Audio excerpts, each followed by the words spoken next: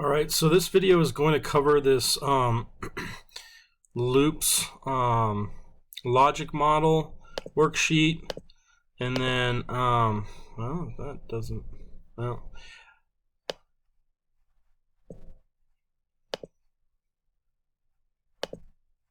then this loops worksheet number 1 and loops worksheet number 2, and I'll demonstrate all these. Okay, so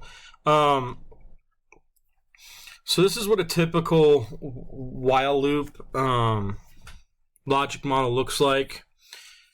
Your code comes down. Let's do that. Your code comes down. Actually, I'm going to do it in red. Code comes down. It hits the Boolean condition. Okay, your Boolean condition is just a logic, if-else type or if type statement. Check to see if it's true. If it is true, then we'll run everything inside the while loops, and then at the end it will go back up and check to see if the condition is true again. If it is, then run it again, and then just keep going until it's false, and then your code comes out here. Okay, so for instance, numbers 1 is 1 less than or equal to 5. That's true, so it prints hello. Then number becomes 2, and it goes back up as 2 less than or equal to 5. That's true, so print hello. Number becomes 3, is 3 less than or equal to 5. Yes, so print hello. Number becomes 4, is 4 less than or equal to 5. Yes, print hello. Number becomes 5, is 5 less than or equal to 5. Yes, print hello. And then number becomes 6, is 6 less than or equal to 5. No. So then it's done, and then it will print that's all. Okay, and I showed you that right here. Okay. Now the big thing about a while loop in C++, you define your variable at the top, your counter variable before the loop, and then usually the last variable or the last statement to run in your while loop at the end is your counter variable, all right, to iterate. Now I'll show you different examples on that worksheet in a little bit, but you'll see the difference when it happens. Do while. Okay, do while. So notice, in order to get inside here, a precondition has to be true in order to get in. Okay. In this one, we have a post condition. So this one allows you, so do whiles are nice when you want to run something at least one time and then check to see if they want to run it again. Like typically when I make like games or whatever, like if you were to do any sort of like, card game or dice game or something like that, you don't want to ask the user, do you want to play the first time you run it? It's no, you do want to play. That's why you ran it. So you get to play once, and then at the end you're like, do you want to play again? And if you say if that's true right here, then it goes up. You want to play again? True. Yep. Go back up and play the game again. Okay. So a do while loop is a post condition. Post, and sorry, the handwriting is bad, condition. Okay, so it checks after everything inside of it is run. Okay. Now, programmers always try to find ways to not type as much, and so they came up with this for loop. Now, the for loop is nice if you know how many times you want to iterate, okay? If you don't know how many times you want to iterate, I would use a while loop or a do while loop, depending on if you need a precondition or post condition, okay? But if you don't know how many times you're going to loop through, you're going to want to use one of those, all right? All right, so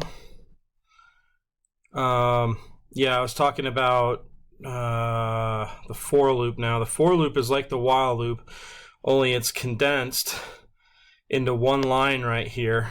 And but the backdraw of the for loop is that you don't know how many times, or you really want to use it when you know how many times you want something to loop through. Like, think about a shot clock, like 10, 9, 8, 7, 6, 5, 4, 3, 2, 1, 0. You know that it's going to stop at 0. Okay, so that's your your condition. But right here we've got you're defining your variable, your counter. You're checking to see if it's true. If it is true, then you run everything inside of it. And then at the end, you add 1 to it. Okay, so a lot of students, when they first start Java, or sorry, C++, or even Java or whatever, when they're looking at this for loop, they run everything in here at once. That's not how it's going to work. You only run that once. You run this, then you run everything inside the loop, or the for loop, and then at the very end you count. So you count at the very end, and then you go back in to see if it's true. If it is, run everything inside of it, and then you count it up. Okay, so the logic model looks like this. You've got your condition right here. You're checking to see if count is less than or equal to 5. If it's true, print hello, and then increment by 1, and then go back up, and then do it again. Count would be what? 2 now. Is 2 less than or equal to 5? True, so print hello, and then okay. And then if it's false, you're done, all right? So those are the your flow charts for that. All right, so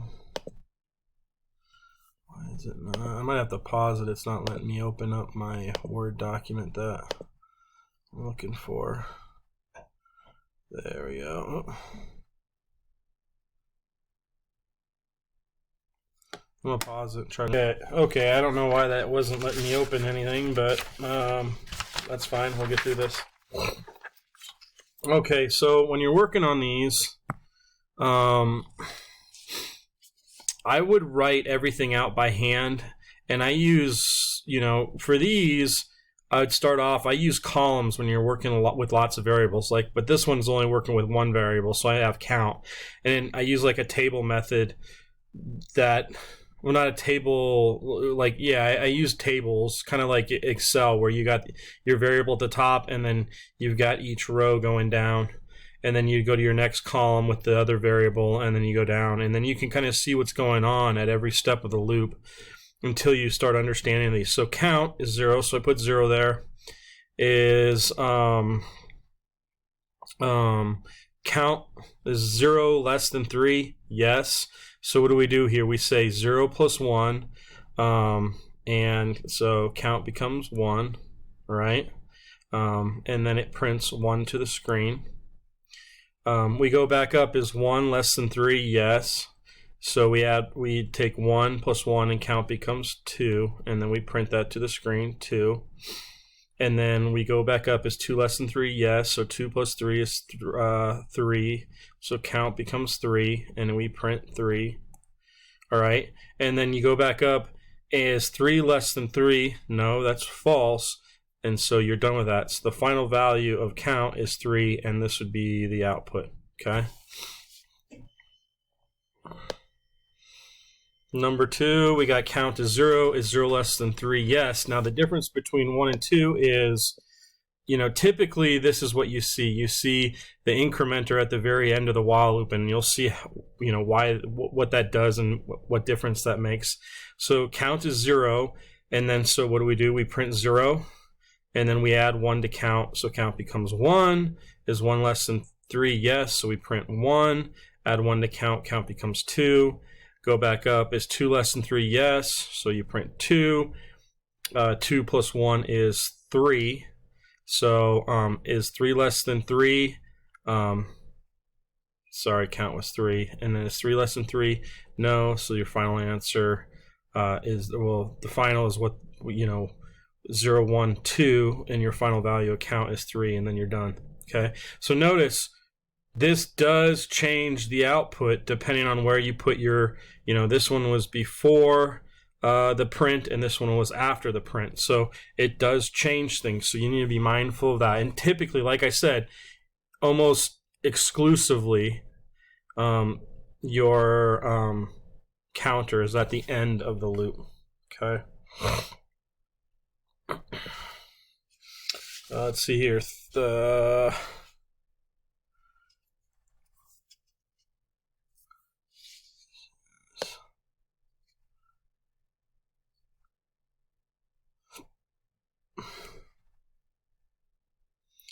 feel like I'm missing one here.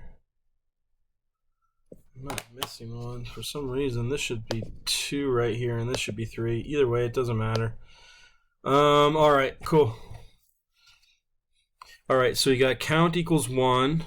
So I got 1 right there. Is 1 less than 3? That's true. So 1 plus 1 is, count is 2. And the first thing that prints is 2. We go back up, is 2 less than 3? Yes. So 2 plus 1 is 3. And we print 3. And we go back up, is 3 less than 3? Nope. So your final value of count is 3, and your while loop's done. Okay, next up, count is 1. Is 1 less than 3? Yes. So we print 1. Add 1 to count, it becomes 2. Is 2 less than 3? Yes. So we print 2. Add 1 to count, add 1 to count, or 2 plus 1 is 3. Go back up, is 3 less than 3? No. So your final value of count is 3, and your loop is done. Okay.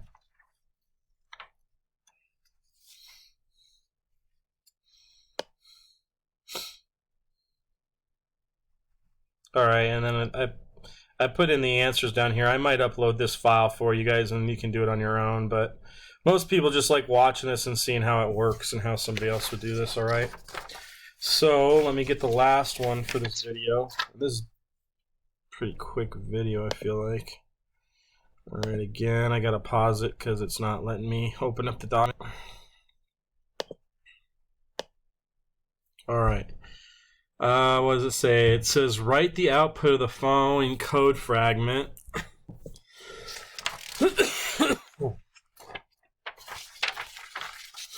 All right, so loop count is 1. All right, so loop count's 1, so we print high. Okay, right here, print high, and then is 1 less than or equal to 3? That's true, so we print okay.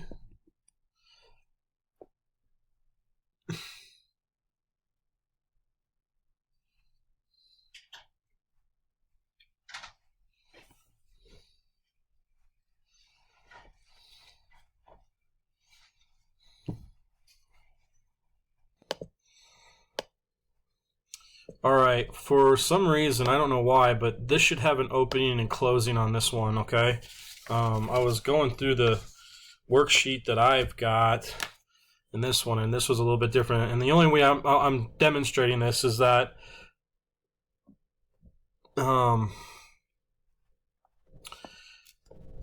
so the first time through, 1 is less than or equal to 3, so it'd print okay. And then it would go back up because it would not hit this. I think what I did is I changed this document for Python, because Python, you don't have opening and closing braces that block sections of code. And so you actually use just a white space tab in order to indicate that this is inside this while loop and it belongs to it. And since this is tabbed over to the left, it isn't inside in Python. It wouldn't be inside the while loop. So anyway, I added these on because that's how you block code in C++. So when we get here, 1 is still less than or equal to 3, so it will print okay. So we'll type out okay. And, loop is still 1. Goes back up, is 1 less than or 3. So this is what's called an infinite loop, and this would go on forever, and it would jam up your processing speed and all that kind of stuff. So that's an infinite loop. This next one, loop count is 5. It would print high. Is 5 less than or equal to, let's see here. Yeah, is 5 less than or equal to 3? No, so it wouldn't even run this. And then it would add 1 to loop count and be 6, and then it would just print by. Okay. 3. What do? We print high. Loop count is 1. Is 1 less than or equal to 4? Yes. So it would print okay. And then add 1 to loop count becomes 2. 2 is less than or equal to 4. Prints okay. Becomes 3 right here. Goes back up. 3 is less than or equal to 4. Then it prints okay. Adds 1 becomes 4. 4 is less than or equal to 4, so it would go back in here and print okay. Now it's I'm going to start this over. It'd be high. Okay, my screen's, let's see if I can get in here and whatever. It's going to do 4 okays. Okay. When it eventually gets down here, it becomes 5. Is 5 less than or equal to 4? No, so it's done, and then it would print by. Okay, sorry about that. It's cutting my information off when I write it to the edge of the page. So anyway, it would just print this up here, the high, and then the 4 okays, and then the by. Number 4. I'm going to print this over here as well, too. It's going to say high. Loop count would be 1. Is 1 less than or equal to 4? Yes, so it prints okay. Then it adds 1, becomes 2, and then it does by. And then it goes to a new line. So then it's 2 less than or equal to 4, so it prints okay, adds 1, then by, and then new line. 3 is less than or equal to 4, so it does okay, and then adds 1, becomes 4, and then it says by. 4 less than or equal to 4, prints okay, then by. And then adds 1, becomes 5. And prints that last by, and then it's 5 less than or equal to 4. No, so that's done. The last one, let's see here. It says high. And then loop count is 1. Is 1 equal to 4? Nope. So then it just goes down here and says by, and it bypasses the while loop. Okay. So anyway, that is this video. And if I upload the worksheet, those are the answers. So anyway, this video is done.